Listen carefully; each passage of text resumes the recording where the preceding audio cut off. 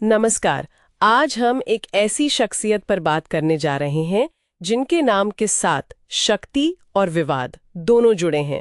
इंदिरा गांधी जी, भारत की शायद सबसे ताकतवर प्रधानमंत्रियों में से एक। हाँ, और हम उनके जीवन और फैसलों को समझने की कोशिश करेंगे। हमारे पास इंदिरा गांधी भारत की लौह महिला किताब के कुछ अंश हैं। बिल्कुल, और हमारा मकसद है कि इस किताब के नजरिए से उनके सफर को, उनके जटिल फैसलों को थोड़ा समझें। सही कहा। देखिए, पहली महिला प्रधानमंत्री बनना ये अपने आप में ऐतिहासिक था, पर साथ ही वो आपातकाल का दौर, वो भी उनकी कहानी का एक अहम और शायद स्याह हिस्सा है। हाँ, बहुत पेचीदा सफर रहा उनका। तो चलिए किताब के हिसाब से शुरू करते हैं। 1917 इलाहाबाद, एक ऐसा घर जहां राजनीति नस नस में थी। जी, पिता जवाहरलाल नेहरू, पहला प्रधानमंत्री बनना और बचपन से ही स्वतंत्रता संग्राम का माहौल। महात्मा गांधी का भी काफी असर रहा। किताब यही बताती है कि ये जो शुरुआती साल थे ना, उन्होंने ही उनकी राजनीतिक समझ और कह सकते हैं दृढ़ता की नींव रखी। ये सिर्फ पारिवारिक विरासत नहीं थी, ये एक तरह की ट्रेनिंग थी, है ना? बिल्कुल बिल्कुल, और वो ट्रेनिंग फिर काम आई। पहले पिता के साथ काम किया, फिर 59 में कांग्रेस अध्यक्ष बनी और शास्त्री जी की सरकार में भी मंत्री रही। हाँ, सूचना प्रसारण मंत्री। लेकिन किताब शायद ये बात पर जोर देती है कि असली परीक्षा तो 1966 में प्रधानमंत्री बनने के बाद शुरू हुई। सही बात है। कांग्रेस के अंदर ही जो पुराने नेता थे, जिन्हें सिंडिकेट कहा जाता था, हाँ, सिंडिकेट, उनको लगता था कि ये मतलब उनके इशारों पर चलेंगी, एक तरह से कठपुतली प्रधानमंत्री। अच्छा, पर ऐसा हुआ नहीं। बिल्कुल नहीं हुआ। किताब ये विश्लेषण करती है कि सिंडिकेट ने उनकी राजनीतिक सूझबूझ को काफी कम आंका। उन्होंने ना सिर्फ पार्टी पर अपनी पकड़ मजबूत की, बल्कि पार्टी को तोड़ा भी बाद में। हाँ वही, और फिर आया 1971 का भारत पाक युद्ध, बांग्लादेश का बनना। वो तो एक बहुत बड़ा मोड़ था। जी, किताब इसे सिर्फ एक फौजी जीत नहीं मानती, बल्कि इंदिरा गांधी की कूटनीति और वो जो निर्णायक नेतृत्व होता है ना, उसका शिखर मानती है। इसने उन्हें देश भर में जबरदस्त लोकप्रियता दिलाई। हाँ, दुर्गा कहा जाने लगा था उन्हें। और इसी समय वो नारा भी आया, गरीबी हटाओ। किताब इसे कैसे देखती है? क्या ये सिर्फ एक नारा था या वाकई कुछ नीतियां थीं? किताब इसे दोनों नजरिए से देखती है। एक तरफ ये एक बहुत ही कामयाब राजनीतिक नारा था, जिसने उन्हें सीधे गरीबों से जोड़ा। हाँ, वो जुड़ाव तो दिखा। लेकिन साथ ही बैंकों का राष्ट्रीयकरण हुआ, राजाओं के प्रिवी पर्स खत्म किए गए। ये ठोस कदम भी थे। हाँ, किताब ये भी कहती है कि इनका जमीनी असर शायद मिला जुला रहा, और यहीं से वो सत्ता का केंद्रीकरण, वो प्रवृत्ति भी दिखने लगी थी। अच्छा, मतलब वो पावर अपने हाथ में रखने की कोशिश। हाँ, जो आगे चलकर मतलब एक बड़े टकराव की वजह बनी। और वो टकराव था आपातकाल, इमरजेंसी। 25 जून 1975 भारतीय लोकतंत्र के लिए एक बहुत मुश्किल दिन। जी, एक काला अध्याय कह सकते हैं।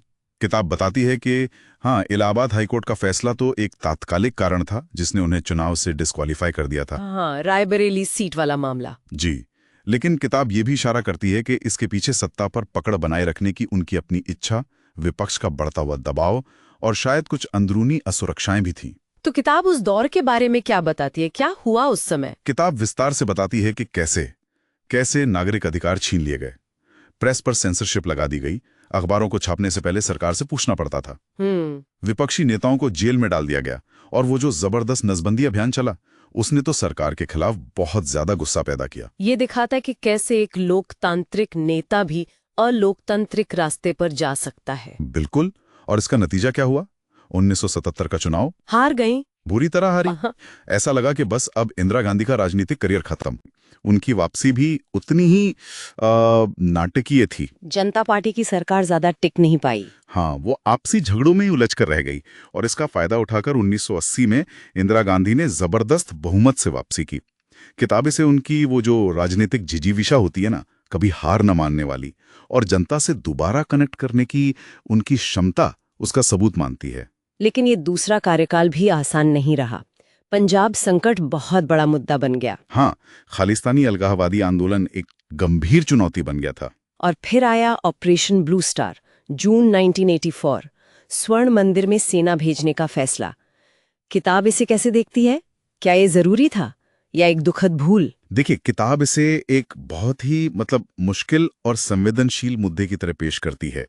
एक तरफ देश की एकता अखंडता का सवाल था, दूसरी तरफ स्वर्ण मंदिर की पवित्रता थी, सिख समुदाय की भावनाएं थीं, बहुत नाजुक स्थिति थी। किताब शायद यही तर्क देती है कि ये एक ऐसा फैसला था जिसके परिणाम बहुत दूर तक गए और बहुत दुखद रहे, भले ही उस समय की सरकार को लगा हो कि ये जरूरी है।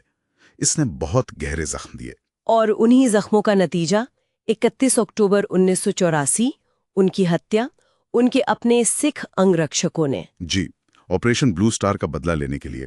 और उसके बाद दिल्ली और देश के कई हिस्सों में भयानक सिख विरोधी दंगे भड़के। तो आखिर में ये किताब उनकी विरासत को कैसे समेटती है? क्या है वो लौह महिला, तानाशाह? किताब उन्हें एक ऐसी नेता के रूप में दिखाती है जिनमें गजब की राजनीतिक इच्छा शक्ति थी, हिम्मत थी और राष्ट्र को सबसे ऊपर रखने की भावना भी थी, जैसा 1971 में हमने देखा। हाँ, लेकिन साथ ही सत्ता से एक गहरा लगाव भी था और उसे बचाने के लिए वो लोकतांत्रिक मूल्यों से समझौता भी कर सकती थी, जैसा आपातकाल में दिखा। तो वो एक पथप्रदर्शक तो थीं, भारत की पहली महिला प्रधानमंत्री, लेकिन उनकी राह विवादों से भरी हुई थी। यानी एक ही सिक्के के दो पहलू, एक बेहद जटिल व्यक्तित्व, लौह महिला भी और सत्तावादी होने के आरोप भी सहने वाली। और फिर उनके बाद उनके बेटे राजीव गांधी प्रधानमंत्री बने तो वो परिवार की राजनीतिक विरासत भी जारी रही। बिल्कुल, उनकी कहानी हमें सोचने पर मजबूर करती है। किताब यही याद दिलाती है कि एक मजबूत नेता और एक सत्तावादी शासक के बीच की जो लकीर है वो कई बार बहुत महीन हो जाती है। तो इस पूरी बातचीत के बाद श्रोताओं के लिए एक सवाल छोड़ जाते हैं। जब देश की सुरक्षा या विकास के नाम पर बड़े कड़े फैसले लिए जाते हैं तो व्यक्तिगत आज़ादी और लोकतंत्र के जो मूल्य हैं उनके साथ तालमेल कैसे बिठाया जाए, और वक्त के साथ इतिहास ऐसी जटिल विरासतों को कैसे देखता है, कैसे उनका मूल्यांकन बदलता रहता है। सही बात है, ये सवाल तब भी थे और आज भी उतने ही जरूरी हैं।